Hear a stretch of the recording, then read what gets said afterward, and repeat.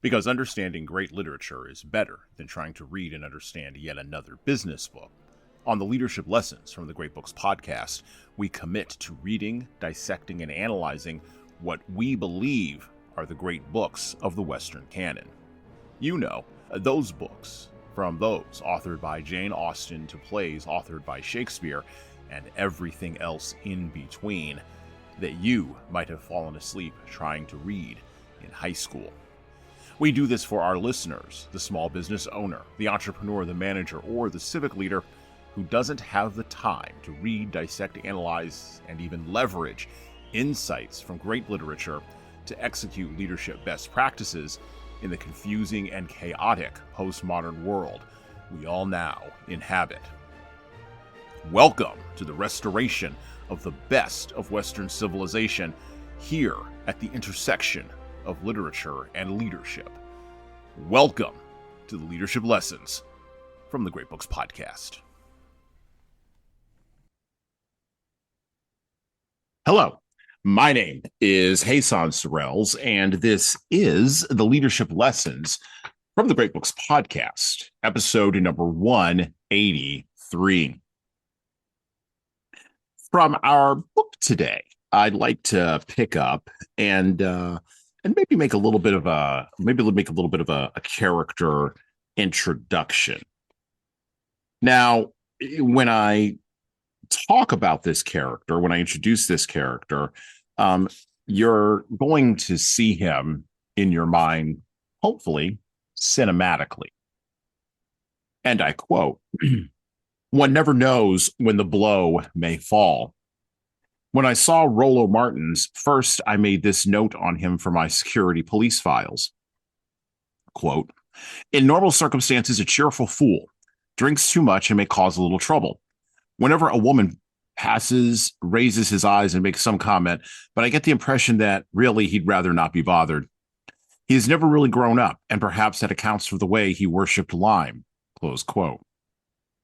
I wrote there that phrase, quote, in normal circumstances, unquote, because I met him first at Harry Lime's funeral. It was February, and the gravediggers had been forced to use electric drills to open the frozen ground in Vienna's central cemetery. It was as if even nature were doing its best to reject Lime, but we got him in at last and laid the earth back on him like bricks. He was vaulted in, and Rollo Martins walked quickly away, as though his long, gangly legs wanted to break into a run, and the tears of a boy ran down his 35-year-old face. Rollo Martins believed in friendship, and that was why what happened later was a worse shock to him than it would have been to you or me. You, because you would have put it down to an illusion, and me, because at once a rational explanation, however wrongly, would have come to my mind. If only he had come to tell me then, what a lot of trouble would have been saved.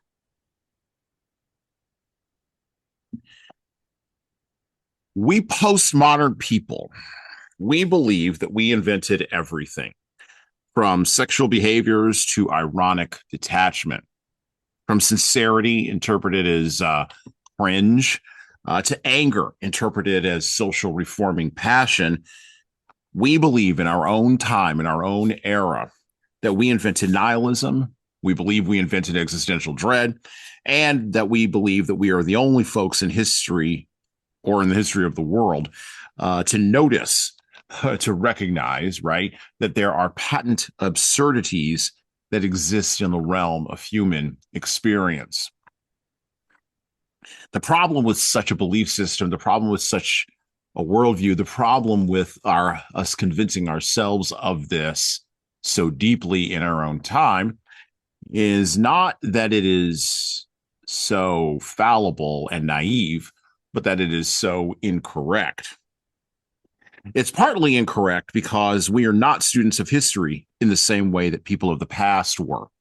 We don't believe in the cyclical nature of human experience because our technologies, like the one bringing you this podcast here, and our propaganda factories, from the schools to the media, act perpetually and breathlessly surprised every time some human being does something somewhere, usually in the form or usually in the context of the 24-hour news cycle. It's also incorrect because we tend to ignore the evidence presented to our very own eyes of the cyclical nature of life, from the seasons that we live in to the ways in which the homeless man behaves like clockwork on the street corner when he's panhandling. Either way, we are constantly fooled by history, constantly mugged by reality, perplexed by change, and rendered unable to address the deception and manipulation of, like some of the people we're going to talk about today, like a particular person we're going to talk about today, unreliable narrators, or even the behaviors of characters that may show up unreliably in unreliable narratives.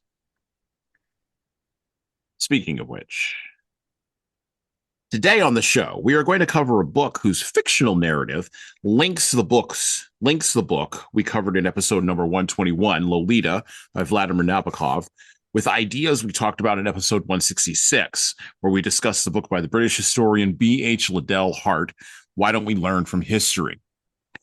Today, we are going to glean what we can and apply it to our real lived lives from a great little book, The Third Man by Graham Greene. Leaders. The fact is that when we postmoderns don't learn from history, unreliable narrators and unreliable narratives can have their way with us in all manner of human endeavors. And back for this episode from his most recent jog with us in episode number 180, where we discussed Thomas Sowell's thesis about the tension, the Hegelian dialectic between the constrained and the unconstrained vision, deeply embedded in the human heart, which, by the way, a little of that shows up here. Actually, a lot of that shows up here in The Third Man, is our friend Ryan J. Stout. How you doing today, Ryan? How's it going? I'm doing well. The sun is shining, and I woke up, got most of my teeth, and feeling pretty good. Thank you for having me. It's a pleasure as always. Honor to be here. Looking forward Absolutely. to talking about this to this book and the human condition. Such as it were, yes. So we talked a little bit about Graham Greene, and we talked about the literary life of Graham Greene. You should go check out the most recent Shorts episode that we released, Shorts number 215 on leadership in absurd times.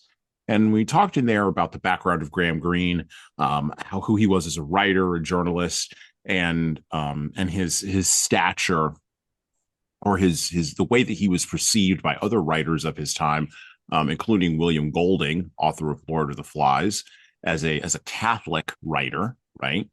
And Graham Greene, in that space, sort of is going to act as a precursor to another very Catholic writer we're going to talk about later on this month when we cover the book "The Man Who Was Thursday" by G.K. Chesterton, with our good friend Neil Kalachowski, former physics genius, inventor, and current venture capitalist and SBIR advocate. So we'll have him on the show another couple of episodes. You're going to want to listen to that. But Graham Greene, and I made this point in the Shorts episode, and this sort of leads into my first question to Ryan. As an author, Graham Greene was able to observe human behavior, not only in the character of Rollo Martin as the Mark, in The Third Man, which is sort of how he's set up there by the narrator, just in that first little piece that we read from the first chapter, but also the behavior of the British police officer narrator, a gentleman named Calloway, and even in the behavior of, and we'll talk about this guy quite a bit, the grifter Harry Lime, the hustler, the matchstick man, such as it were. And the way Graham Greene sort of sets up all these characters, he sets them up in a way from that open where you get everything right away. And this was Graham Greene's mastery, right? So we have a funeral that's happened. We know it's in Vienna. We know it's post-war. We know that Rollo's 35, so too old to be a child, but not old enough to be, a font of wisdom. And we can sense from the narrator, Calloway, that he's a little bit of a, for lack of a better term, a stiff upper lip British, policeman, right? In this part of Vienna. And the thing is that unlike Nabokov, who I already mentioned, or even Liddell Hart, Graham Greene was a writer and a thinker and a creator who, and I definitely got this from reading The Third Man, who saw through the veneer of decency that surrounds most human behavior, but he wasn't dismissive of that decency in and of itself. He wanted people, and he pushes his character Rollo Martin to behave decently, if fallibly, but indeed decently throughout the entire narrative, right? Um, he believed, as most of our modernist grandfathers and great grandfathers did, that a human being could rise above banality and absurdity and even nihilism and overcome. And so that sort of opens up, I guess, our first question for Ryan, who, by the way, is a big fan of absurdity, big fan of absurdists. We've had discussions about this. We've sparred back and forth about this over the course of our friendship in our time together. Um, I am less of a fan of the absurdists only because I think, and I made this point in the shorts episode, I think pointing out absurdity doesn't get you anywhere. I think it's a childish sort of response to absurdity. Like, give me the solution for this, and please don't tell me that the solution is just to eat, drink, and be merry, or tomorrow we may die, or just to like have fun, or even just to like smoke in a French ironic existential way. I need something more than irony or cynical detachment. And Graham Greene, to his credit, I was not going into The Third Man looking for this. Graham Greene does give you an alternative to the Camus Sartre sort of deal with absurdity. But it's an alternative that takes a level of sincerity to pull off that I think us postmoderns don't have, because we interpret sincerity as cringe these days. So I guess maybe the question to open is, Ryan, what did you think of the book? What did you think of The Third Man? And then I'll ask maybe just a couple of follow-up questions as I sort of round the corner here towards a point. So what did you think of The Third Man? Let's start with that. Thank you kindly. Great intro. I like the book. I like the language. I like the details that at times could be seen as unnecessary because it does not necessarily add to the depth of the story. Mm-hmm. It almost seems it adds to the depth of the characters, and it also gives you more insight into who Calloway is. Mm-hmm. Um, Much like John Denver would say, when asked why he's so popular, or he said, "I write about the human condition." So the human condition is it will never be out of style. Mm-hmm. It's something relatable. At some point, I can relate to every single character in the story because there's just enough good and just enough. Uh, what's the word I'm looking for? Just enough temptation Mm-hmm. kind of throughout where you can understand where the character is coming from, Mm-hmm. often pushing up to that line, very much so with the specks of dots and down there and so on. So, whereas it's fun to entertain, and that's probably why we find things humorous that are kind of dark at times because we get to see played out in movies and in literature what we're thinking, but we would never behave. Mm-hmm. Um, and so I think Greene does a tremendous job of doing that with all the characters. You get to see the motivation. The Schmidt character, uh, and even I was listening to something earlier, and this is in reference to the movie and how how almost in a Fellini-esque way, I believe the person said that in the movie that everyone is kind of grotesque looking, even like the Mhm. little boy but Anna's not, and then of course Harry Lime, and so there's these figures that kind of like transcend, that add to this kind of like the sinister nature of um, of like the behavioral aspect of, you could like, don't trust the book, judge a book by its cover, The sort of book I thing. discovered.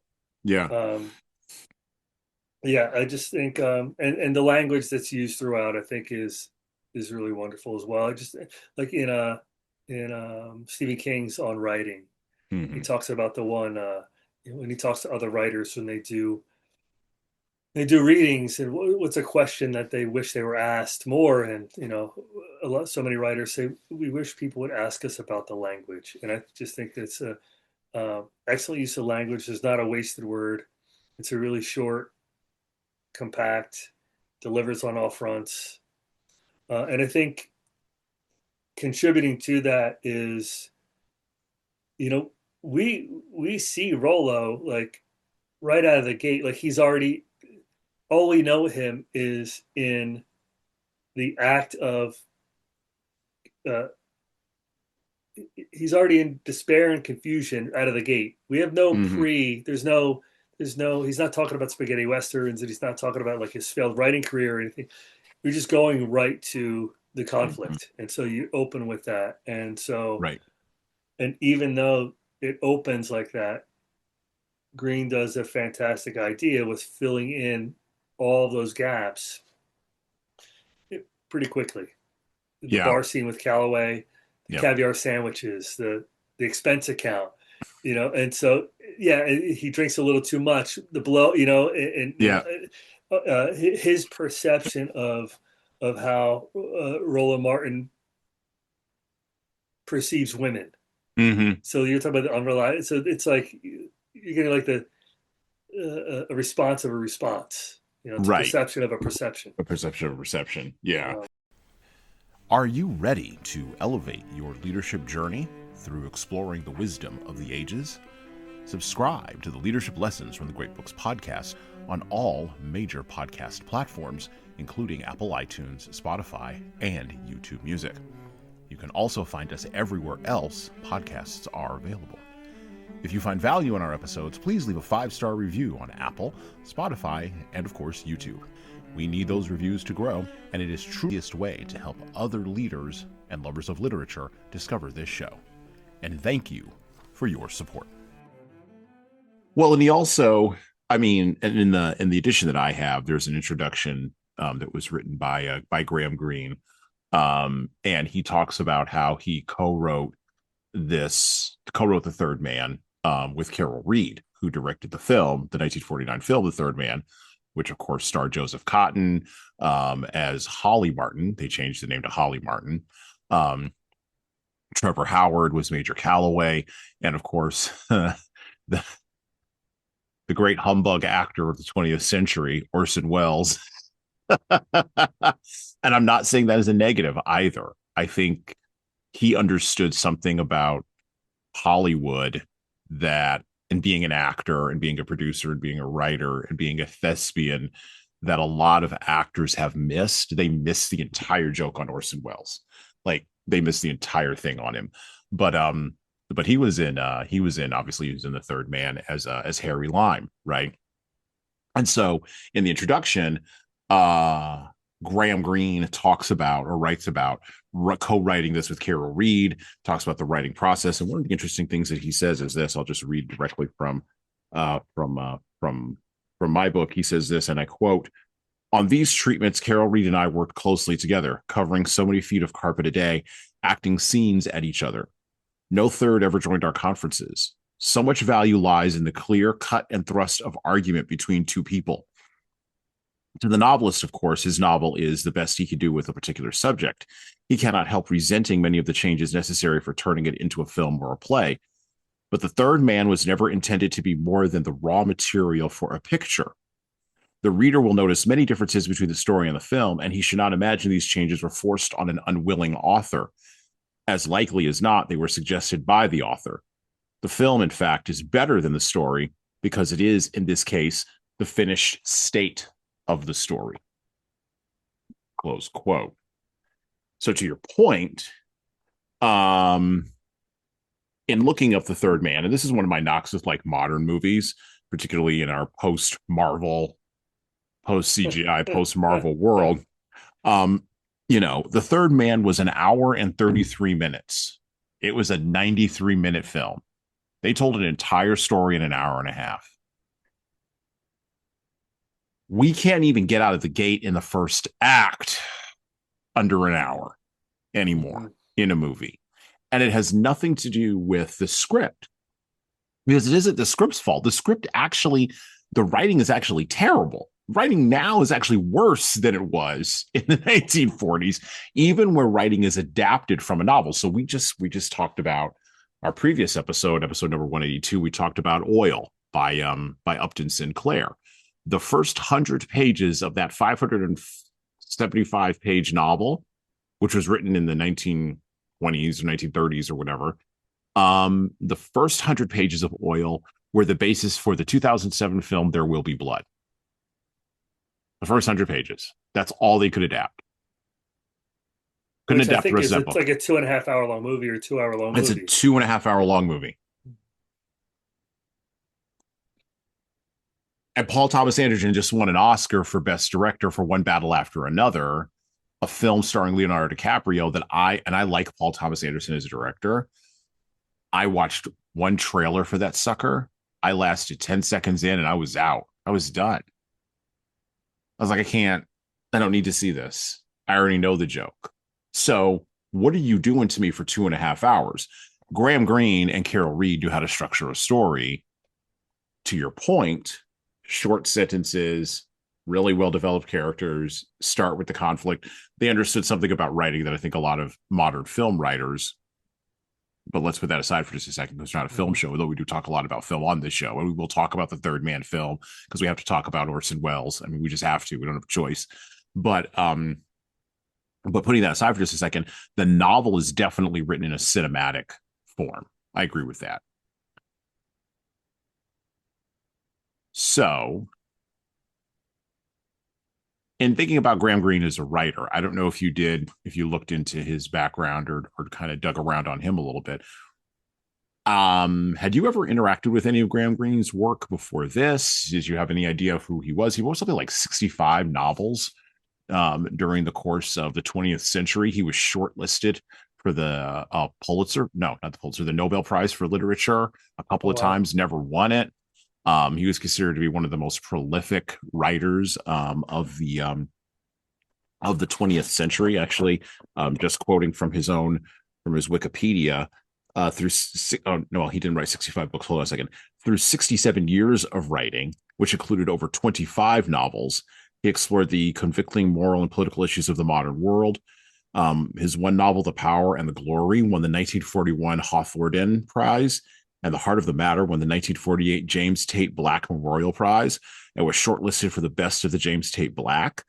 Greene was awarded the 1968 Shakespeare Prize and the 1981 Jerusalem Prize. Unfamiliar with his work. Like I said, the most I knew about the movie was that last scene that I saw 20 some years ago sitting in my grandmother's living room, and I just happened upon it. WHYY channel 13, and I just remember Anna Schmidt walking, and then and Holly leaning on the car, and then there's that row of trees on both sides, and how there was like a noir-esque feel to it, and picking up a TV guide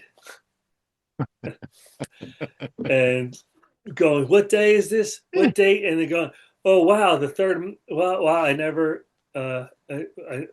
This looks like an incredible movie," and like that was kind of the extent of my Graham Greene knowledge. Yeah. And I have the so this is The Third Man and the Fallen Idol, and so I went through the book twice, and I'll probably, just pick up and read The Fallen Idol as well. Yeah. I And believe that was turned into a film as well, if I remember correctly, in 1948. Also directed, I believe, by Carol Reed. So, um, okay. So Graham Greene. So you got a little bit of a window into him. You're a writer. You're a poet. You talked about his writing style, his language. What were you able to glean maybe about his psychology a little bit as a writer, just from the little glimpse you've had with the Third Man? I would say,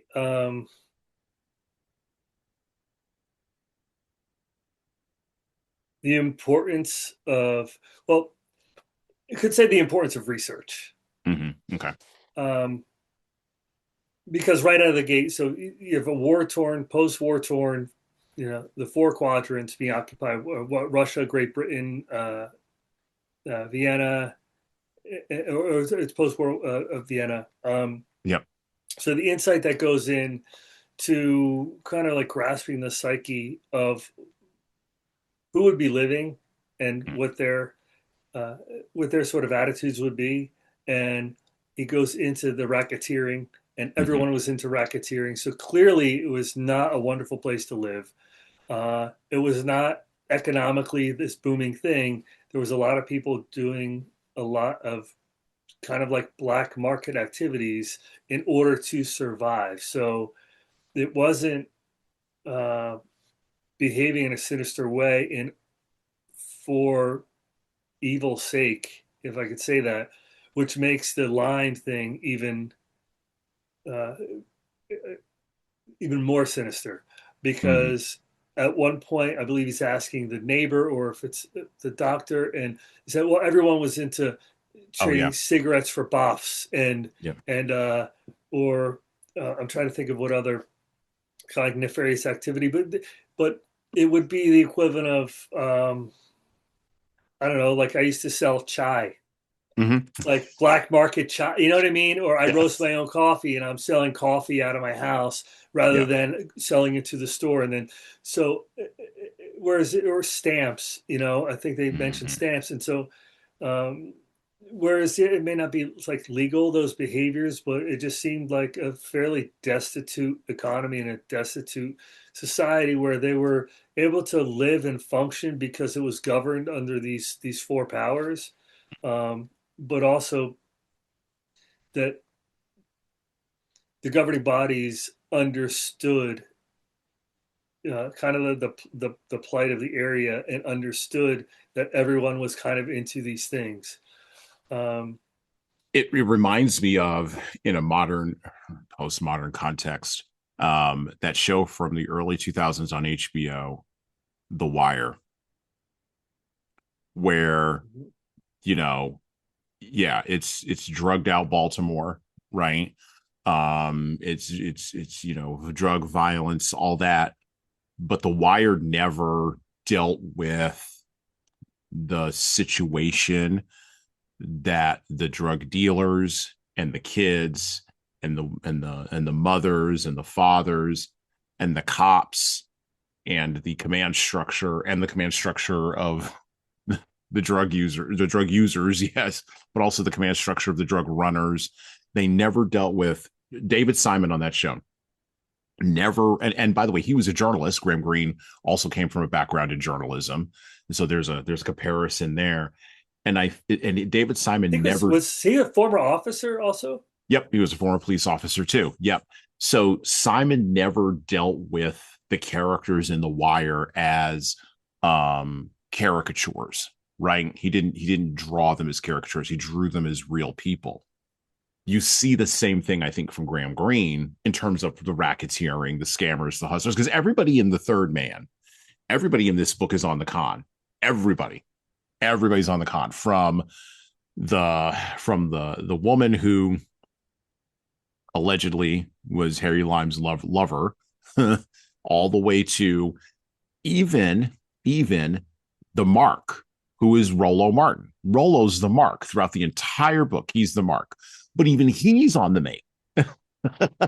He's trying to hustle something. He's trying to scam something. So Graham Greene, just like David Simon, and I think it's that journalistic eye that you're talking about, gets to something about human nature that I think a pure novelist might miss. Like you maybe you get close with like someone like David Copperfield, or not David Copperfield, I'm sorry, Charles Dickens, who wrote David Copperfield. By the way, there's a great episode of The Wire. I think it's in the third season. Dickensian. The Dickensian aspect. Yeah. Yeah. And sort of that deep double inside joke that you're only going to get if you're a literate person. Yeah. um, but the Dickensian aspect of Vienna is writ large in this book. And I don't think we have as moderns, particularly not in America. I mean, we didn't experience any structural damage from World War II. I would argue that we experienced a lot of psychological and emotional and spiritual damage from World War II. We sure as Mm-hmm. hell did that. But the physical damage, the actual burned out buildings, the actual husks of whatever, people walking around, ex-soldiers with nothing to do, we didn't experience any of that. One of the miracles that never gets commented on, or one of the things of a post-World War America that America never gets any credit for this, but the American military command structure was really worried that they were going to bring back 16 million men that had served, and that these men just weren't going to disband. They just weren't going to disband. They were going to take over the government because that's just what they had seen in Europe and in Asia, in Japan. They were going to take over, and they were just going to come back, and they were going to run the government. And they were really, Ike was worried about that. Eisenhower was worried about that. The entire command structure that ran the war was worried about that. And it didn't happen. Everybody, all those guys got off the boat, and all they wanted to do was go back home and get jobs. Mm-hmm. And that is so uncommented on that it's unbelievable. And to me, that's an aspect of leadership. But anyway, But I mean, that also, I think, goes to show the psyche of and the paranoia of power that is associated with power. sure. Because there's I mean, to bring the psychological term narcissism in, to think that 16 million people are going to think like the people who were pulling the strings of the American government is, I think, a bit of a reflection, or a bit of some insight onto what these people really thought, or how powerful, people think they.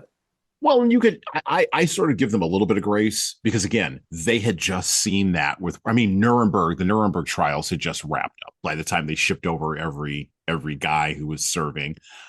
They still had, the United States still had forces in, to your point, Vienna. They also had forces, I mean, this is 1949.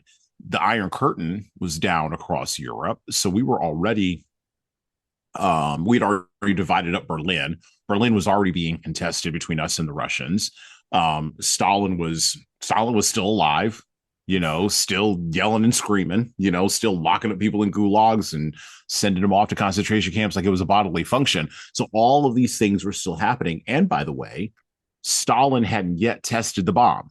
I think that happened in 1950, if I remember correctly. And so the Americans, because what we did was we got all the Nazi scientists, and then the Russians, well, they got all of Eastern Europe. I mean, that was the trade, such as it were. Maybe not an on purpose trade after the Potsdam Conference, but it was the trade. And so and thus we got to do the space stuff and do the nuclear stuff, and the Russians got the land. My point is that in that sort of post-war environment, the level of distrust, and I think Vienna stands in for Germany. It stands in for Berlin, Mm-hmm. I think, because Graham Greene couldn't write that book. It would have been too hot. That had been too close to the bone for his audience because they had historical memory of this, right? But Vienna was the pre-World War II Vienna, in that weird post-World War I, pre-World War II time period. Vienna, obviously part of Austria. Vienna was the height of like classical culture in Europe. It was the place where the arts were huge. Germany was trying to envelop Austria into its security umbrella, or was trying to maintain that in a post World War I world. Hitler loved the Austrians, loved Vienna. Um, Most of the physicists that helped the Americans build the bomb were educated in mathematics and physics out of the University of Vienna. Like it was a group of that was a place where highly educated, urbane, artistic, culturally sophisticated people lived. I feel like Nietzsche and even Einstein, right? There's Yeah, so yeah. it's kind of like the And they had a long history of intellectual, you know, and then you bomb the hell out of it, and that's the end of that. And everybody leaves. That's what you find a point on it, but I mean, like that's what happened. And so the Vienna that we get to see in the Third Man would have been a Vienna that it would have been psychically traumatic to be in that Vienna, because the people who were of like Rollo Martin's 35, that's old enough to have heard rumors, not even rumors, but to have been like not only heard rumors, but to have been educated by people who came over to America or came over to Britain from Vienna and told stories about how much of a jewel Vienna was. And then what do you do with that? And I think Graham Greene ties into that the same way that David Simon, just to sort of close this loop, the way David Simon does in The Wire when he talks about, particularly in season 2, talks about what Baltimore used to be. And David Simon's always said that The Wire was a love letter to Baltimore. I think of The Third Man as a love letter to Vienna from Graham Greene. is I really have to use the restroom. We'll pause. Let's pause. I'll be back Let's momentarily. All right, we're back. You good now? You good? Great, never better. No, never better. All right, good. So let me take a little bit of a turn here. So we've been talking a lot about post-war Vienna and how Graham Greene sort of looked at the environment he was in, and he did do a lot of travel. By the way, that's the other thing that you get from his profile that I was able to find. He did go around to various places around the world. Matter of fact, he globe-trotted so much that there is a belief that Graham Greene worked for intelligence agencies, MI6. Like one of his best friends, actually, he did work for MI6 if I remember correctly. And so one of his best friends, who was his commanding officer in MI6, actually later on was discovered to be or to have gathered intelligence for the Russians through the British intelligence service and sent it back to the Russians. So Graham Greene was involved in intelligence. He was a globetrotter. He saw a lot of places, and every single one of those places influenced how he wrote and what he wrote about. I want to talk about Rollo Martin a little bit because he's the mark, I want to talk a little bit about him. Rollo takes the position in The Third Man, against Calloway, that that he is going to find out things that that Calloway can't. Let me frame it that way. He's going to go places that Calloway can't. And because he received, as a British subject, he received money that he basically couldn't spend in Vienna, in post-war Vienna. And that's the other thing that would be weird to people, like the idea that you couldn't spend money in certain countries because of currency exchanges, or to Ryan's point, instability in government. That was the other reason why there was so much racketeering, because like if you're a French citizen living in the French zone, you can't spend French francs, right, to get anything that you need. So you got to figure out how to get what you need. And I'm not talking about like luxury items. I'm talking about things like bread and milk and gas. You have to figure it out. You got to be hustling. And so Martin's is set up as an author of spaghetti westerns. He's also set up as a person who has his own sort of belief that, well, as I already said, that he's going to figure out what the cops can't. He sort of has this arrogance, this sort of chip on his shoulder, Yeah, the right? thing about amateur detectives is you don't have to work 9 to 5. That's right. Something along those lines. That's right. Yes. And you don't have to have, I think about every procedural cop show I've ever seen in my life. If you're an amateur detective, you don't have to follow rules of evidence. You can do whatever the heck you want to do. That was on Law and Order, whatever the latest spinoff of Law and Order is that you saw like 10 minutes ago. Like you can do all of that, right? What did you think of Rollo Martins? Like, and I sort of put myself in this kind of situation. Like if I had been dropped in a situation like that, how would I have responded or how would I have reacted? And I can't say that I would have reacted any differently than Rollo did. The friendship, I understand the friendship aspect and holding people who've influenced you to such high regard. Mm-hmm. But there's also uh, there's a desperation, Mm-hmm. and it just seems that even as he's talking about Lime, and then Calloway is talking about Lime, that like the insight I get into Rollo is that he doesn't have much going on in ways of things to look forward to, Mm-hmm. or people, or lots of loved ones in his life, say family, friends. I mean, if his best friend is in Vienna and he came from the States, Mm-hmm. and he's 35, and when's the last time he saw him? And so there's a lot of vagueness. Mm-hmm. Um, Whereas there's this dichotomy between the I love when Greene talks about these are the little details that I really enjoy. So he Mm-hmm. talks about the toupee, Mm-hmm. and Yes. he adjusted toupee with one hand, Yes. and with the other hand seemed to wipe the smile off his face as if it didn't exist. And then Yes. he talks about the horn rimmed glasses that are thicker than he'd ever seen. So little details like that. So you get into Calloway, that Calloway must be a good detective because look at all of these small details that he's Mm-hmm. adding to the situation. So he has a keen eye for the nuance. Whereas Rollo is is swayed by the romanticization of, say, the lifestyle of a Mm-hmm. writer. Mm-hmm. Mm-hmm. Falling in love with the woman immediately. Mm-hmm. She's an actress or an aspiring actress, so he doesn't know her.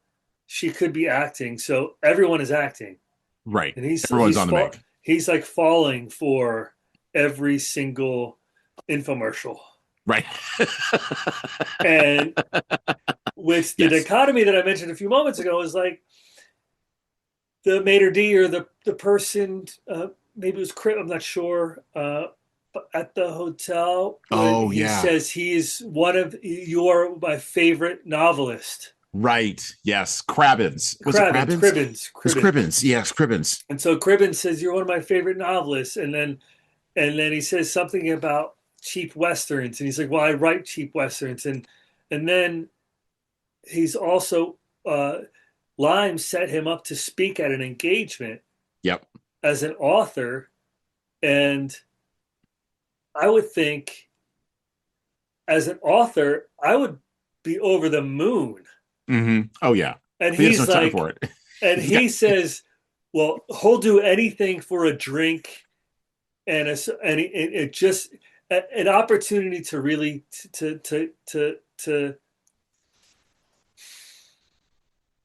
to uh, to get as much dopamine as possible with a minimal effort is Minimal kind effort. of like, um, it's kind of the feeling I got. Just it's like Charles Bukowski without the talent. That's I'm in it for this. I'm in it. It's like the path of least resistance yes. to get what he wants, which is really just like I said, hunting dopamine. Hunting dopamine. Well, and and this is Greene's brilliance because you get the sense that like there's some authors like Charles Portis. So we read True Grit, right? We covered True Grit. Can't remember what episode it was, but we've covered True Grit. Charles Portis, right? We also covered I already mentioned Nabokov, right? We covered Lolita. Um, we're about to cover later on this season. We're going to cover Invitation to a Beheading. We're going to go back into Nabokov yet again. I'm going to take one more shot, one more crack at that. Milan Kundera, Unbearable Lightness of Being. Greene, Kundera, Nabokov, these European authors, right? Um, they seem to understand something about human nature and they put it in their characters that I think American authors, I already mentioned Dickens, I think American authors miss, right? They have a certain, and this is also why I liked Greene. So they have a certain cynicism to them, obviously, about human nature, where Greene separates from Kundera and Nabokov and those kinds of guys is he doesn't allow that cynicism to be the primary driver of, again, we're going to talk about Harry Lime in a minute, but Harry Lime's comeuppance. He doesn't allow that to be, because he allows Rollo to actually, in his character arc, not get redemption for himself, but to be the vehicle that redeems Harry Lime in the only way Harry Lime could be redeemed.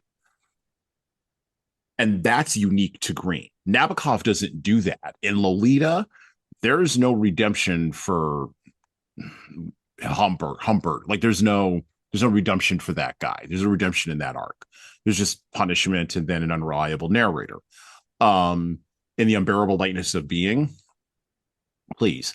I like Milan Kundera, but he didn't believe there was redemption. That's why he sold out all of his friends to communists, to the communists, and then ran to France for the remainder of his career and wrote from there. But Greene took that cynicism that you see in characters like Rollo Martin, or let's talk about Anna Schmidt for a minute. I think this comes from his Catholicism, which I brought up earlier. I think his Catholicism, his belief in a God. Well, he called himself an agnostic Catholic at the end of his life. But I can tell you, and I always say this way, you'll appreciate this as someone who has the background that you have. I am a recovering Catholic. You're always recovering. You're never fully recovered. You're always recovering. I can tell you that once you get the Catholic on you, you never get it off. And Greene tried to get it off. Like he did. He tried during his career, he tried in his writing, but it's always there, sort of like Peter Pan's shadow, like, oh, I'm going to take my shadow and I'm going to nail it to the floor and it'll never go anywhere. No, you're going to take that shadow, it's going to nail to you. It's going to follow you around.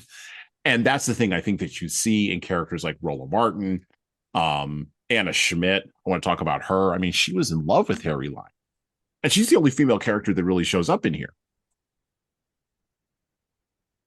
Yeah, I mean, and to backtrack just for a second, and she Sure. changes her name, Yes, she does. and Right. so that just adds to the facade Mm-hmm. of the persona. What means mask? So just the personas of these characters. Yep. I mean, even uh, Rollo has a Dexter is Mm-hmm. his pet. So no one is who They say they they are. are. Um, And even when you go to the doctor's office, and this, like, back to the sort of the language, and I know I'm kind of like jumping around a little bit, but Mm. when he says uh, cleaner or than any doctor he's ever met, and he talks about his shirt almost crinkling as if it were made of celluloid, and Yes. just like these little details that are kind of like thrown in, and the use of language, and so you get a sense that um, that Calloway is observing all of these things, and he's observing Rollo fall for all of these things as well. Mm. Um, but there is no there is, to your point, like there's no resolution or solution. And interestingly enough, like, if Rollo Martins is the mark, what is being extracted from him? Is he there to to to be the solidifier of the murder? Is I think that's an excellent question. so, because that's a long game. That is a long game. Well, you know well, well, and this is why. So here's everything I know about cons from my book reading and from my movie watching and from well, just from everything I've been able to observe from people running cons in my own life. Um, so I put those things in that order because that's the layer cake right there. Um, so there's a short con, right? Short term cons are always immediacy. They're always about immediacy. They're all about talk about the dopamine hit, right? They're always about the dopamine hit. 3 card Monty. 3 card Monty, or I don't know, get your red tops, red tops right here. Short con, right? I'll give you something for nothing inside of 3 seconds. It'll cost you nothing, but then I got you hooked, right? Okay. Medium range cons are basically what all marketing is. All marketing is a medium range con. All of it. All of it. From Facebook ads all the way to the billboard that you see on the street. By the way, medium range has nothing to do with time. It has to do with the impact of the con, right? Mm-hmm. So there's a great marketing story. I don't know that I've ever told you this. I mentioned it on the podcast before with another guest, but I'll tell you this story. There's a great story of a luxury car company executive. I think it was Mercedes, or it might have been BMW. I think it was BMW. And he was interviewed at a conference years ago. And somebody asked him, some naive person asked him, why do you spend at that time $30,000 a month on billboards in Times Square? And why do you do that continuously? And he looks at the person who asks him this question as if they are stupid. And he says, because the reason I spend $30,000 a month on Mercedes is because I have to convince a person when they're 3 years old that by the time they're 35, they want a Mercedes. It's worth it to me. That's a medium range con. And you're laughing because you know exactly what that, I mean, you know exactly the psychology of what is. Yeah. So the money is irrelevant. And people who don't pull cons think the money is the thing that's relevant. Money's, and I'm getting to answer your question about what he's extracting, right? And then, to your point, then there's the long con. The long con always extracts from the mark everything. Everything. It extracts their belief. It extracts their psychic energy. It extracts their emotional energy. It's about manipulation. It's about deceit. It's about the amusement of the grifter or the hustler or the scammer doing the thing. So it's for their entertainment because they're deeply, talk about narcissistic, not only narcissistic, in many cases they're sociopathic. Sociopathic, yeah. Yeah. And so they're getting actual pleasure from watching the mark squirm because they lack empathy, right? It's about extracting the material good from the mark repeatedly over and over again until the mark is dried up. And then it's about depersonalizing or taking away the humanity in a long con from the mark. In my experience with cons, and again, those of you who are going to be listening, you will have your mileage will vary, as someone once said to me a long time ago. You will have different thoughts on this, and that's fine. But in my opinion, the long con is the point of the con is to extract everything. And that's what Harry Lime is seeking to get from Rollo Martins. And this is why, by the way, he doesn't show up until the beginning of the middle of the third act. Like that's a huge play because like you've built him up, and he better pay off. And he does. And to show and prove to him that he is no different than one of the specks right on the ground. Right. Yeah. I think the challenge of our time as individuals, we haven't talked about leadership yet. We sort of done a book report on the book so far. We've admired the book. We've loved the book. The book is great, by the way. Folks, go and get it. If you're a leader, I absolutely think you need to read this book. I think you need to put it on your shelf next to Lolita, next to Unbearable Lightness of Being. I think it stands alongside those works as well for leaders because it does reveal something about human nature. And I think it reveals something that we've forgotten in a world that's been flattened by the internet and by social media, right? Where cons and scams are still being run on us. Grifters and hustlers still want to take our money. Marketers still try to separate us from our hard-earned dollars. Propagandists and conspiracy theorists on either end of the spectrum still are trying to convince us to believe things that may not necessarily be reliable. We live in a world where the number of scammers and hustlers and grifters and con men has exploded exponentially. And some of them are bots out of foreign countries. In fact, most of them are bots out of foreign countries. And they're designed to take advantage of the stupid Americans. And I think real leadership these days is teaching the people who we are leading, particularly if we're in a family, the people that we love, how to not get fooled by the people or by the bots online. And this becomes a real challenge with the rise of AI, being able to make images that aren't a thing. I mean, I'm now starting to see ads in my Facebook Reels feed of AI girlfriends. I don't know if you've seen those in your Reels feed, but you will see it. It's coming to a Reels feed near you. Click on the link here. I can be your AI girlfriend. And I'm like,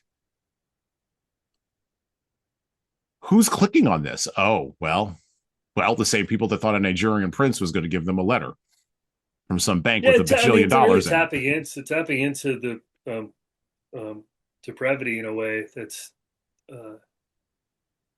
exploiting the heck out of people's loneliness as we grow more and more disconnected from interpersonal connectivity and having tangible experiences. I see those ads and I still think like God, it looks like it's such a hassle. Like that's still too much. It's you want too much. You still want too much. You know that we have other ways for you to engage with this show, right? We have bonus episodes featuring interviews with interesting guests, working, thinking, and of course writing at the intersection of leadership and literature. We have shorter episodes, 15 minutes long, relaunched for this season, featuring introductions of our books and the background of our featured authors, from Augustine to Jane Austen and Ernest Hemingway to Joan Didion. So, listen, subscribe, and check out those other formats, and tell all your friends in leadership and literature about this show. Remember the line that Lebowski gave to Jackie Treehorn when Jackie Treehorn was talking about how everything was going to be digital in the future. He's like, yeah, I still do manually. Yeah, that's what I always think of every time I see one of those ads, and I crack up. I crack up. But this is the thing that's coming. Careful there, Jesan. To a household near you, to a room near you, and we worry a lot about like kids being online, and we absolutely should be worried about kids online. And I just had a practical level. We have a rule in our house where my children don't get a cell phone until they're 17, 18 years old. And if that sounds like restricting and whatever, well, we're parents. That's what we signed up for. We signed up for our lives to be restricted and be like managed, and like, I don't know, we have to lead people. So Mm-hmm. I don't know. Maybe not having your kid do every after school activity is an okay thing. I don't know. Maybe not having your kid not get picked up. Maybe actually negotiating with your boss in a way, or negotiating with your wife in a way, or your husband in a way where somebody picks up the kid is actually a better negotiation than handing them the dopamine filled machine with the Mm-hmm. scammers inside of it. Maybe, but that's just me. That's just me. Again, your mileage may vary. With that being said, you talk about interpersonal relationships. This is an ethics question. So I'm going to ask you the ethics question. How can leaders bring their followers to ethics in the light of the collapse of ethics that we have had in American culture? Because I think Greene was onto something. I think the collapse started in his time. I think he would be shocked beyond belief. I think all the guys that I've mentioned, all the authors that I've mentioned who wrote about the collapse of narrative in the 20th century would be surprised at how far it went. How do we retain ethics in a place where, particularly online, or just even in our own families, when we're trying to deal with people? Like, I know you don't have kids, but you deal with people who do have children. You've been a child. This is why, like, the people who don't have children, you do have something to say because you've been a child. It's not like it's an unfamiliar, like, kind of thing to you, that there might be, these small people in the world that might want to do things, right? So, and they might be the future because they're going to grow up to be adults that will work in your future coffee shop, right? So, how do we as leaders bring our followers to ethics if what they see as examples everywhere around them is just pache totalitarianism, but are many hairy limes everywhere? Not many Eichmanns. We have those too, but many hairy limes just everywhere. I And think everywhere is Vienna. Everywhere is post-war Vienna now, just in an online space. Yeah. I think the great scam of technology is, and this may not make sense, but I will make it make sense, Okay. is technology, I think, leans toward convincing the consumer that only everyone is watching. Say it again. Only everyone is watching. So I was working in a restaurant one time, and well, many times, but and this guy Steve I worked with, he was incredibly loud, tall, Mm-hmm. uh, really well built, lifted weights, blow hard, loud, and the restaurant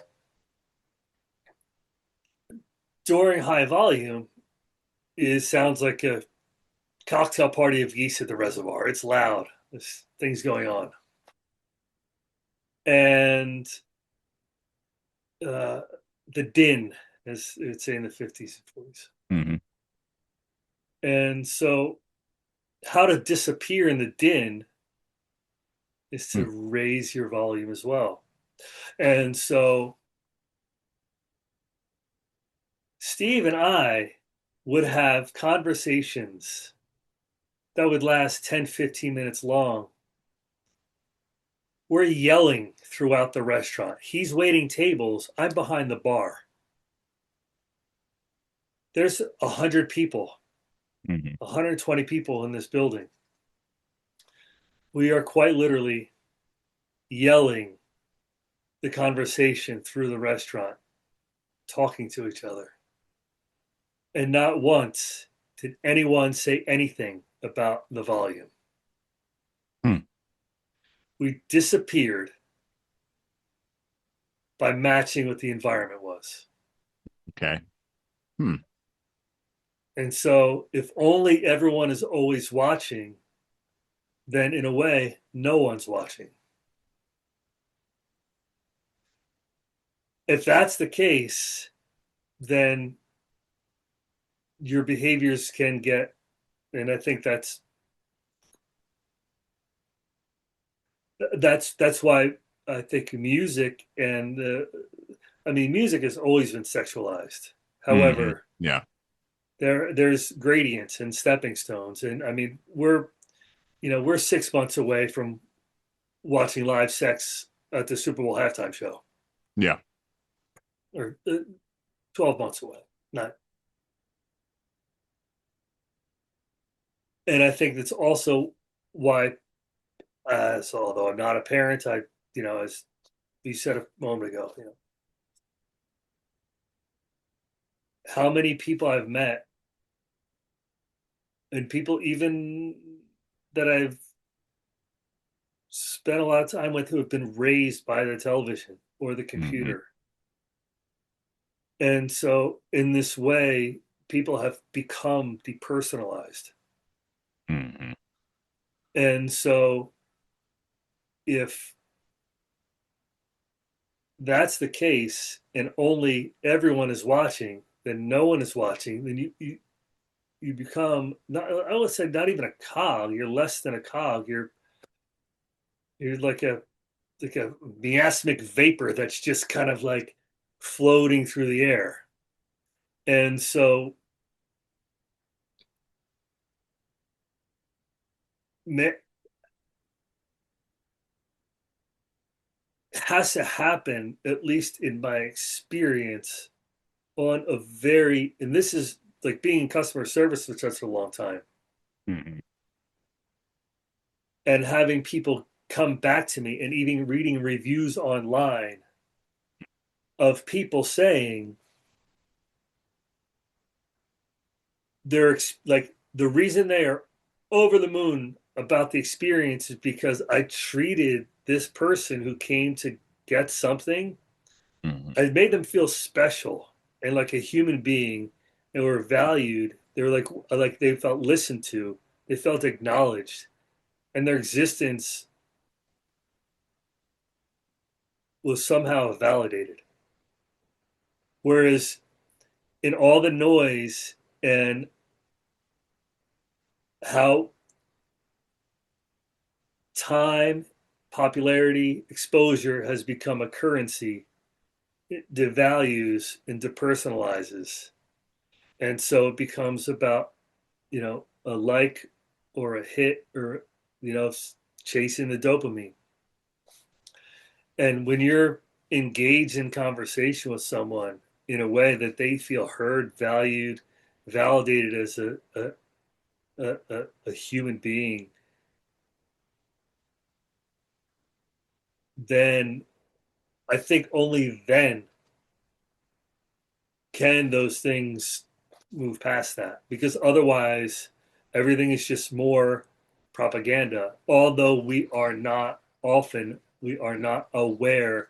that we're floating in a sea of grifters. And so, I you know the what's it say, the global and local. Mm-hmm. Yeah. Yeah. Yeah. Yeah. The think global, act local, right? Yeah. So how are you going to, you said it doesn't exist. Well, I question It, in practice, how do you do that? Because there is no citizen of the world, right? Like I've never met one. I see a lot of people who talk about being citizens of the world. I see a lot of protesting, very idealistic 18 to like 34-year-old. Yeah, 34 is right these days. 18 to 34-year-old young people who are going to buy fair trade coffee and then go put on a kaifa and scream about queers for Palestine, or go and post something on some Substack somewhere about how the Israelis are really running all of our foreign policy, and you know the Holocaust didn't happen, right? Or I'm going to see who, by the way, then are going to go out and, go look smacks, whatever the hell that means that people are doing now, and weight lift. I don't know what the kids are doing, but they're doing things, right? All these very idealistic kids are doing these things. And there's no meaning to any of it. It's just a thing we're doing, to your point, to get the likes or to get the attention, but we're not doing it to engage in stickiness. Like this show is designed for people. And I've had a couple of people, ask me about this show recently, who wanted to subscribe to the show, right? And I love having subscribers. I love all my new subscribers. Please hit the subscribe button. Subscribe to the show, YouTube, Spotify, Apple. I don't care how you do it. Just subscribe to the show. Tell all your friends. But this show is not for people who are looking for quick dopamine hits. It isn't for that. I have a relationship with all my guests. I have a relationship with Ryan. I have a relationship with other guests that I have on. I value their opinions. I want to hear what it is they have to say. We're talking about these books. I believe that the value of what they're bringing, like the value of that insight about being over the din, that's worth its weight in gold when you think about the ethical implications of how we live in this world. But this thing is not designed to your point, this thing is not designed to echo over the din.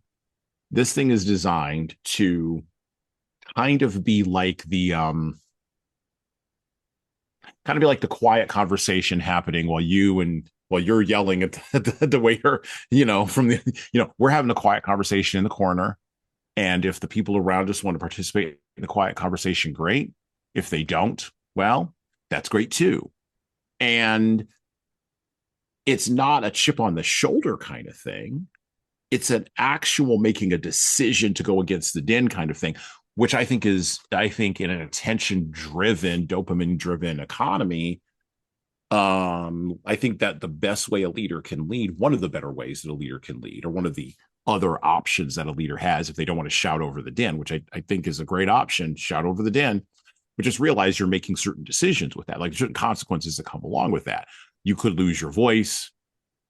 The volume of the room could go up to match you, or the party could move to a total another restaurant down the block, which it does all the time online, and then you're left just shouting to people shouting inside of a room where no one's there. I like what you said about the quiet conversation, because how many times have people been in those situations where, uh, you know, this is, it's funny. This is, I was going to say, this is a Jimmy Eat World song called In the Middle, Yes. and the video. Mm-hmm. So the video is these kids are going to a party. They're probably 18, 19 years old, probably college kids. They go to this house party, and everyone is taking their clothes off. And so it's just because everyone's taking their clothes off, everyone's taking their clothes off. And there's this one boy and this one girl who are looking around. They're like, I don't want to, like, yeah. And so, like, they're like, we don't, this makes me wildly uncomfortable. I'm not going to do it. And so they're walking around kind of like making the decision whether to stay or to leave. Mm-hmm. And everywhere they look, everyone is getting down to their underwear or taking all their clothes off. And a guy and a girl, their eyes meet and they're both fully clothed, and they like get out of there.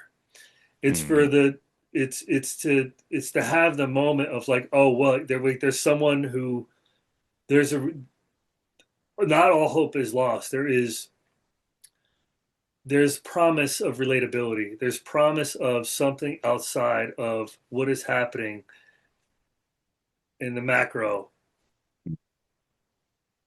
Mm-hmm. There's there we just have to look a lot harder these days.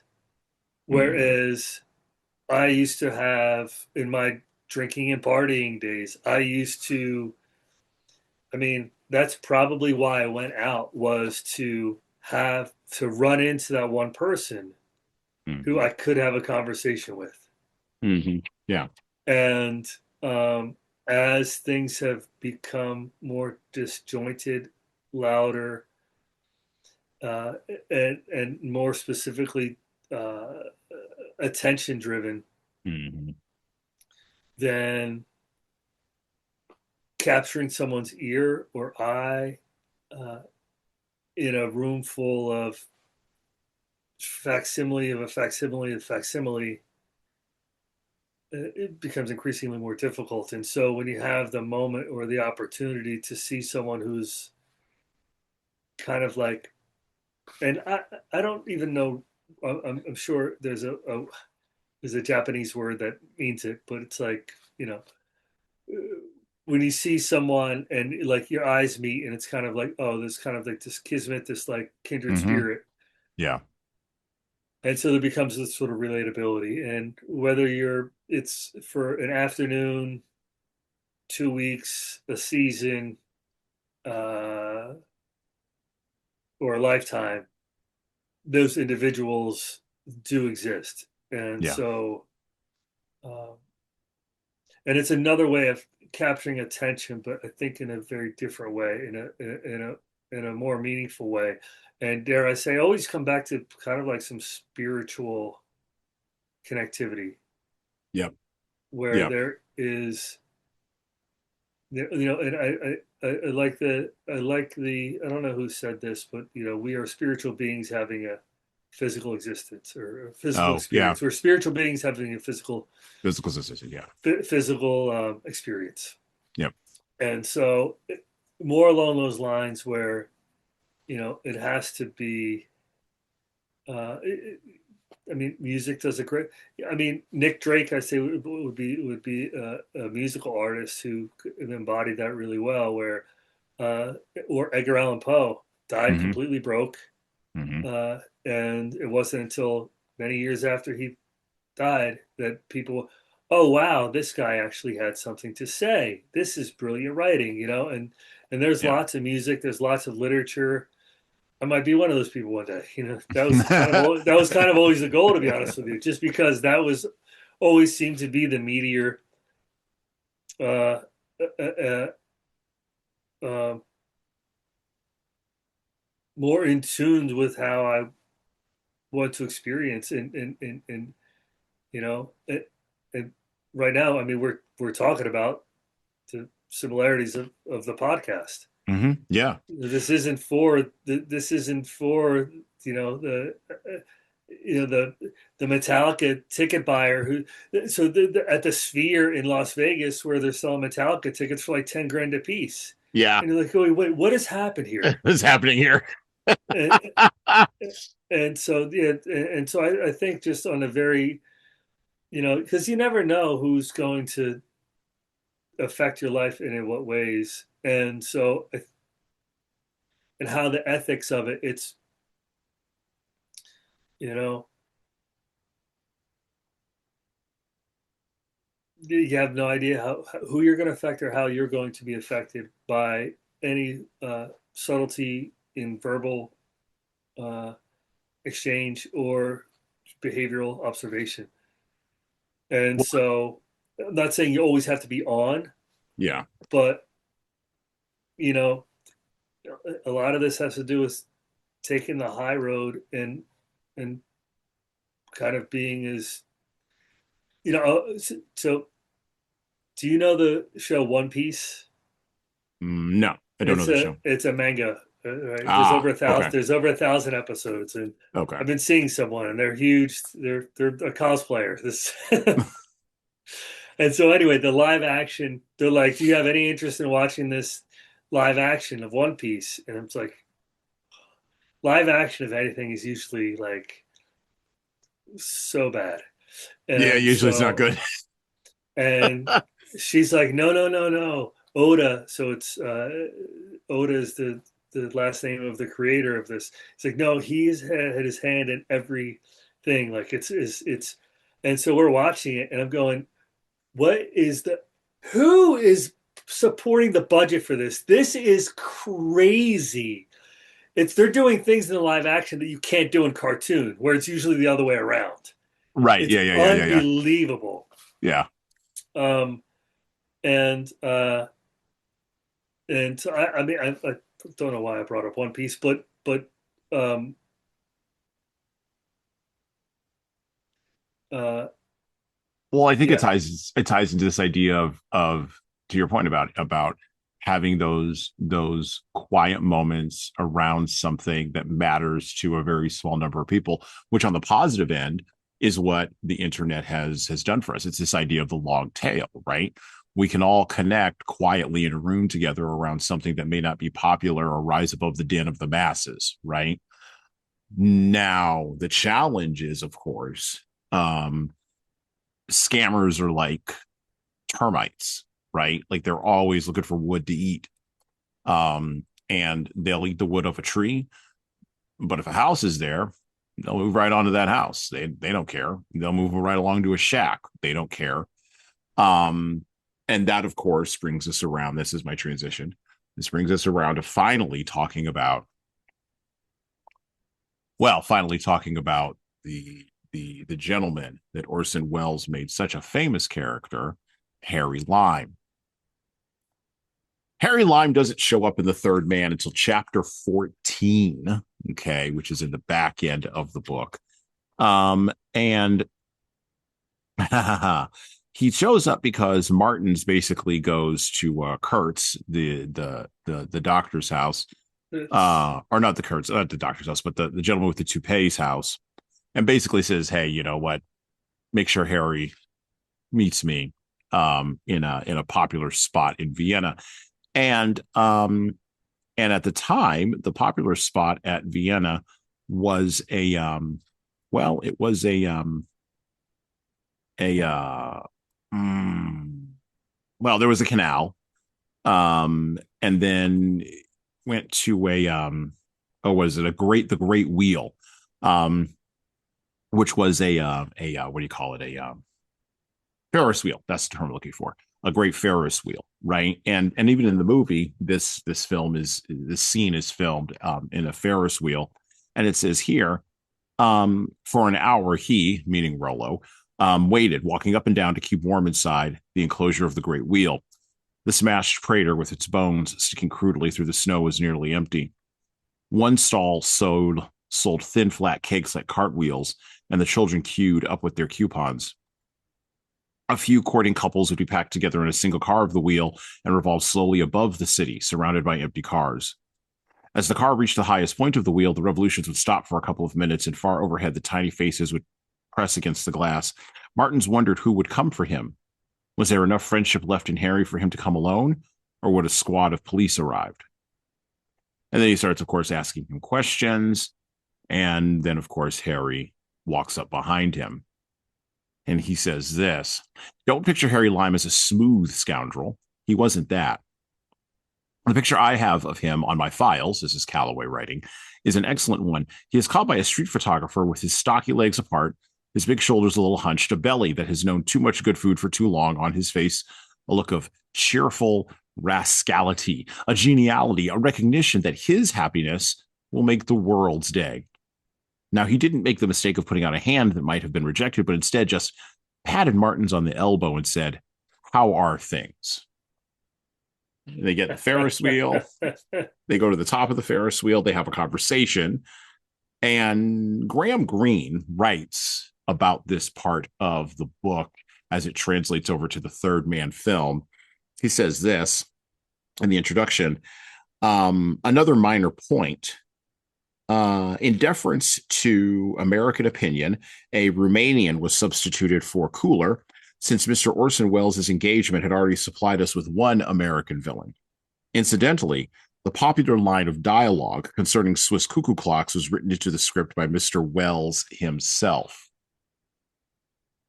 By the way, Mr. Welles was notorious for adding things when he thought, adding a little English, as I've been telling my child, who I've been teaching to drive, my 15-year-old daughter, put a little English on it.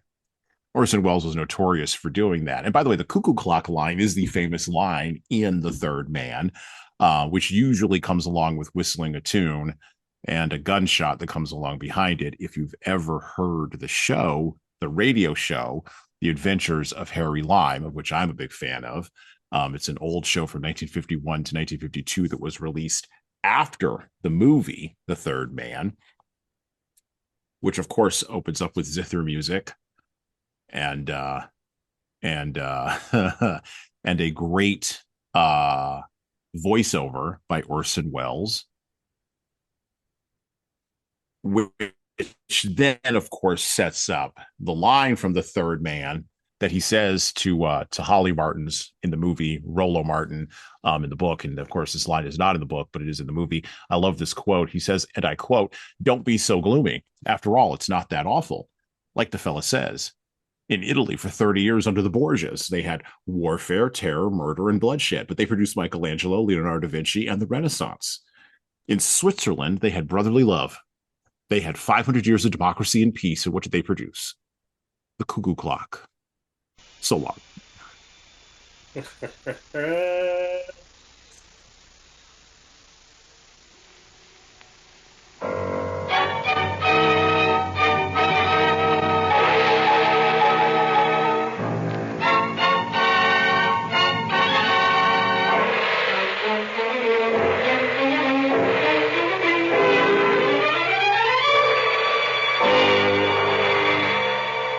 Presenting Orson Welles as the Third Man.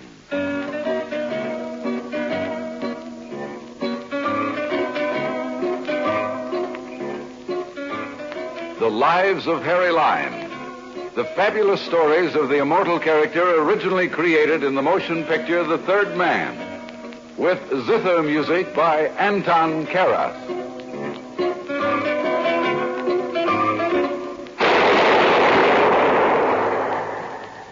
That was the shot that killed Harry Lime. He died in a sewer beneath Vienna, as those of you know who saw the movie The Third Man. Yes, that was the end of Harry Lime. But it was not the beginning.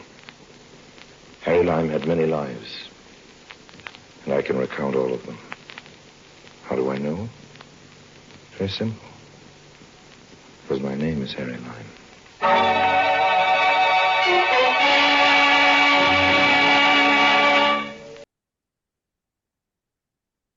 And I would assert that Harry Lime is the stand-in in our era, even in our era, for all the matchstick men, the professional swindlers, all those people who are just too cool to be touched emotionally by anything. And you definitely got that sense in the book. He didn't care about Anna. He didn't really care about the kids that he sold the fake penicillin to. He didn't care about even the scams he was running in Vienna or the people he was running scams with. Harry Lime was the original scoundrel, and he's so tied as a character to the visage of Orson Welles.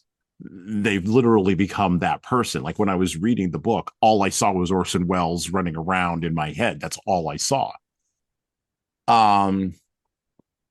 And so the mindset of Harry Lime and the mindset of guys like Harry Lime, of course, has existed through history.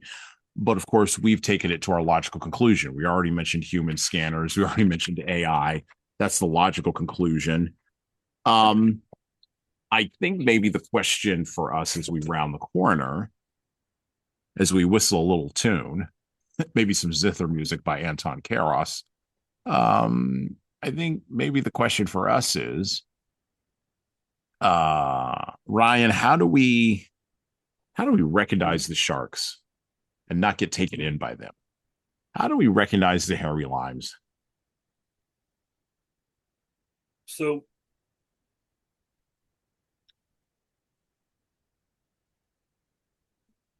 very much the same way that people, get sober or change. Okay. I'll expound.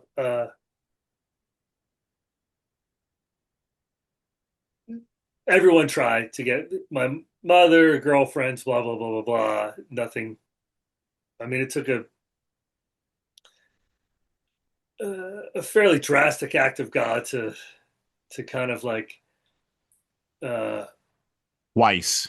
Yeah, couple twice. times, couple, and some luck, as the doctor said, to uh, to initiate a desire to change, and so it's kind of a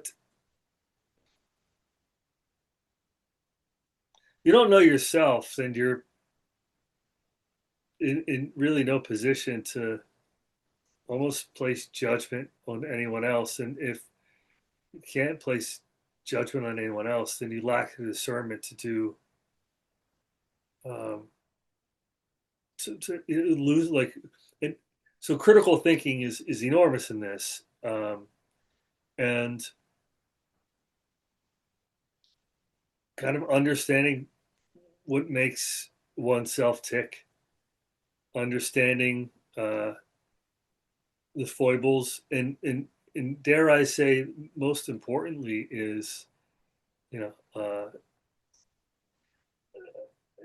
kind of learning how to love yourself, um,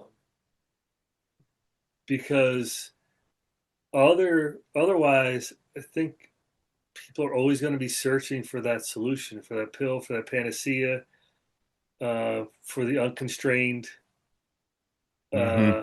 uh, Vision. savior, Yeah, yeah, the savior. yeah.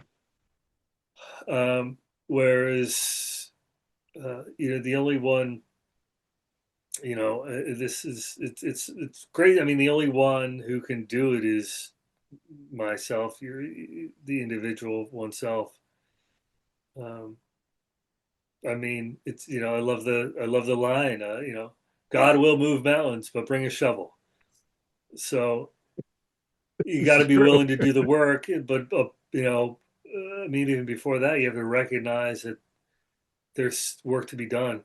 Mhm. Um, and I say this all the time, several times on this podcast, is an old AA sponsor, and he was a district attorney in New Jersey, and he would say, no matter what court case I go into, I give every one 2%. It's because I don't ever, so 98%, he said, I don't ever want to be in a situation where I think I know everything. And I think once you start to think you know everything, then you're starting to talk about infallibility. And once you think you're infallible, I mean, you open the doors to any maelstrom that could come through. And so it's you remain open minded to the fact that you may not know everything, and that there's always something to learn, and that there's uh, always going to be a blind spot. And I mean, a lot of this has to do with it's like rigorous self honesty, Mhm. and uh, and and staying true to oneself, and sort of defining what matters. Because otherwise, like I said, it's kind of reaching for external solutions to internal problems. Order my latest book, 12 Rules for Leaders, The Foundation of Intentional Leadership, with Bradley Madigan. This book offers insights, ideas, and presents a framework for addressing the most pressing challenges in the postmodern leadership landscape we are navigating today. Pick up the paperback, hardcover, or ebook everywhere you buy books, and leave a review on Amazon. And thanks. Yeah. Based on, yeah, so that we were talking about before we hit record. Yeah. No, that, yeah. Well, and we on this show, I mean, we talk a lot from a position of certainty, right? So we've had AI examine the transcripts from this show, right? And one of the things that AI kicks back at us is that um, we tend to take a position on this show, and then we tend to find the evidence that we are looking for to support that position. And this is what everybody does. To wit, to the AI, I say this is life. I mean, like, what are we actually? I mean, is this a critique? What are we doing? But no. And what else we do on this show is we set the space, I think, for self-awareness to grow. And we use these books as an entry door into that. To your point, self-awareness will show up. You have to bring the shovel. The book is the shovel. But you have to want it before you can start shoveling. When we think about someone like Harry Lime, or anybody else who is cynically detached from the work or ironically distanced. And by the way, you and I are from the generation that sharpened irony. Please, we sharpened ironic detachment to, like, we're really good with that weapon. Like, it's the tip end of the spear, and we know how to swing it. We've been swinging it for a while now. We've been swinging. We, as a generation, we swung it on the boomers. It didn't work, but we tried our best. We swung it on our little brothers and sisters who turned out to be the millennials. Didn't work there either. And now we're swinging it on Gen Z. Some of us are raising Gen Zers. And they're actually turning out to be a little bit more willing to pick up the sharp end of that spear and kind of swing it right back at us, which is kind of interesting. It only took like 2 generations to sort of like get there. And I've come to the conclusion on this show that after 3-4 years of doing this now, the ironic detachment of Harry Lime doesn't allow you to pick up the shovel. And we need a mountain to move. We need a mountain to move. And in order for a mountain to move, we have to care. And Harry Lime is fine if the mountain is not eroding, if the mountain doesn't need to be restored, if the sediment doesn't need to be rebuilt, if we're not eating through the seed corn of civilization, if we still have a thick basement to go through, fine, be cynically detached, be ironic, have ironic emotional distance, cool, fine. When this book was written, in 1948-49, right? That's fine. I mean, you just went through a major war, as we already said. You went through the trauma of World War II, and you had done the thing that needed to be done. And by the way, none of the folks in the Greatest Generation would, I won't say none. I think the level of ironic detachment was probably way lower then. Probably way lower. Just looking at the culture, looking at the product that came out of those folks pre-World War II and then post-World War II, right? Okay. But then you get into the boomers, you get into a whole bunch of things we talk about on this show all the time. I don't want to get into all that. And now we're at a space where the seed corn has been eaten through. To paraphrase from, Jeremiah, I think it's 23:16. The what is it? Something. What does he say? What's the line? It's the fall is ended, or no, the summer has ended and the fall is over, or the harvest has ended and the fall is over, and we are not saved. Like, there's nothing. I'll find the Jeremiah quote here in a minute, but like, there's nothing there. We've eaten through the seed corn, and irony isn't going to get us to pick up the shovel or plant the seeds or do the thing. We need sincerity for that. And our books of the modernist era, books that were written before the 1970s, I would say in that modernist era between like the 30s and the 70s, I think that's where we can go back. I don't want to close on this idea. I think that's where we can go back and pull the sincerity forward that we need in order to start the process of rebuilding the mountain, because it's going to be a long process. It's going to take a long time. And there's going to be a lot of resistance and irony and ironic detachment.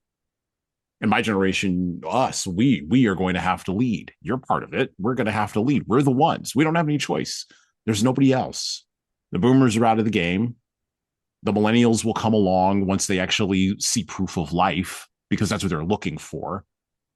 There just aren't enough the numbers of us as Gen Xers, but the numbers of us that there are going to have to pick up. We're going to have to pick up the mantle and lead, and we're going to have to do it sincerely. Does that make us cringeworthy? Sure. Okay, fine. We're cringeworthy. I don't know what the kids are calling it when you mean like sincere, but like, sure, we really mean it. We really do mean that, like one of the things that Graham Greene really comes across in The Third Man, and I think it's his rebuff to Harry Lime. He believes that you can know objective truth. There are people that are objectively bad, and they are committing objective evil, and they should be punished. If that's cringeworthy, well, okay, fine. Call me cringe. That's fine. You call me cringe, I'll lock up the criminal that steals your radio. Mm-hmm. And I'll do it sincerely. And when you come to me and say, well, that person just hasn't been hugged enough, I'm like, no, they got hugged enough. They hugged themselves right into jail. I remember what I was going to say about the One Piece, and it has to do exactly what you just said. So the admiral of the Marines, the head figure of the Marines, gives an order, and this one person comes back and thinks they're going to get punished because they didn't follow the order. And he said, there's a time where you have to make your own decision, and you have to live with that decision. And if that decision is in line with your moral fortitude, then that's the right decision. And you're not going to be punished for that because you're insightful enough and saw all the throughways that was the right decision to do. And I was watching a podcast the other day, Danny Jones, where a NASA scientist was on, and he said, we can't go back to the moon because we don't know how to. Because that generation, all those scientists from that led up to the late 60s going to the moon landing, it's like that information has gotten lost. And so quite literally do not know how to get back. And where we think, and back to and one of my favorite Picasso quotes, he goes into the caves of Lascaux in France and sees the cave drawings. And he looks at them and says, we've invented nothing. But there has to be, like you said, someone to carry the torch and keep it going. We have to. Yeah, there it is. I found the quote I was looking for from Jeremiah. Sorry. By the way, a prophet who was also bullfrog. Yeah. Yes. But also was one who was ignored and led with sincerity. And by the way, it got him dropped in the bottom of a prison cistern, and then he had to, got to stay behind while everybody else went into exile. The quote is from Jeremiah 8:20. The harvest is past. That's what it is. The harvest is past. The summer is ended, and we are not saved. This is the situation we're in. And to your point about the moon, it's not that we don't know technically how to get to the moon. We absolutely know the science. We don't know the meaning of why to go to the moon anymore, because we don't sincerely believe that we deserve the why of going to the moon. I think real leaders in our time, well, like I said, I think it begins with understanding that there is objective truth, period, full stop. Your subjective feelings about that objective truth might be interesting at some level, and there's objective truth. What are you going to do? Banish gravity? How about air? You're going to fight air? Because if you're going to fight air, I want to watch you fight air. You'll be no better than Odysseus, trying to fight the gods in, Greek in the Odyssey. Go ahead, fight the air. Go ahead, fight gravity. There is objective reality. We can know it. We can know objective truth. Capital T, objective truth. We can. And we can absolutely be sincere in our defense of it. And again, if that makes us cringe, if that makes me cringe-worthy, whatever the hell that means, if that makes me a cultural embarrassment as a leader, that's okay. That's a minor price to pay to go to the moon or to rebuild the mountain. That's a minor price to pay. That's nothing. That's nothing.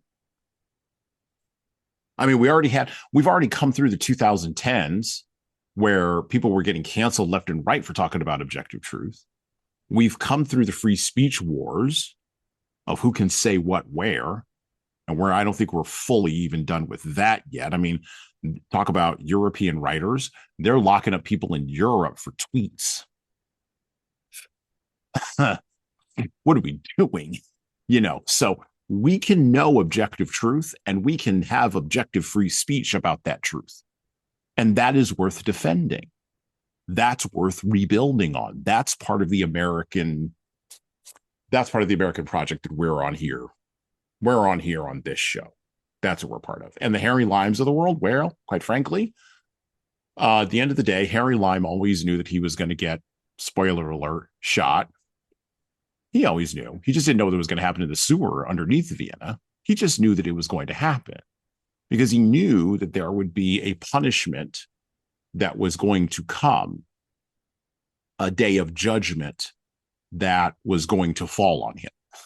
He knew this. And again, that's Graham Greene's Catholicism coming through. There is a day of judgment. Judgment will get meted out. You do. My father always used to tell me, you're going to pay the piper. You're going to pay now or you're going to pay later, but you are going to pay. Nobody gets away free. Nobody. And I think our literature is a small microcosm of that fact. Last word. What are some leadership lessons we can take from the third man, Ryan, as we close out here today?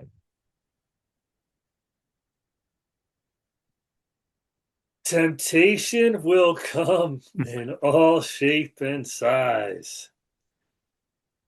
We can't always identify as so. And as, if it feels too good too soon, it's probably not a good idea.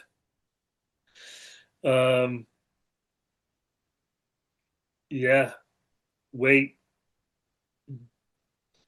Find people that find at least one person you trust. Mm-hmm. If you have an idea that it's a little suspicious, or you're questioning its I don't know, validity or truth, it's good to have a sounding board. Mm-hmm. And remember, no one knows everything. I'd venture to say that most people, myself included, don't know anything. Well, that's it. I think that's a good spot for us to end on. So with that, I want to thank Ryan Stout for coming on our show today. Go pick up your own. Yeah, you're welcome. Go pick up your copy of The Third Man by Graham Greene. You will not regret buying and reading this short book. And then go ahead and check out the movie, The Third Man, 1949, directed by Carol Reed. The British version is 104 minutes. The American version is 93. So they cut about 10 minutes between the two versions. But either way, it's worth your time. And if you have an opportunity, go and check out the publicly available, it's public domain, The Adventures of Harry Lime, starring Orson Welles. Was produced in 1951 and 52, I believe. And you can go check that out on Spotify, Apple, or everywhere where you get publicly available podcasts. I don't think anybody owns it. And you'll get to hear that amazing Anton Harass zither music that was made popular by Orson Welles in that old time radio show. All right. Well, with that, we're out. Godspeed.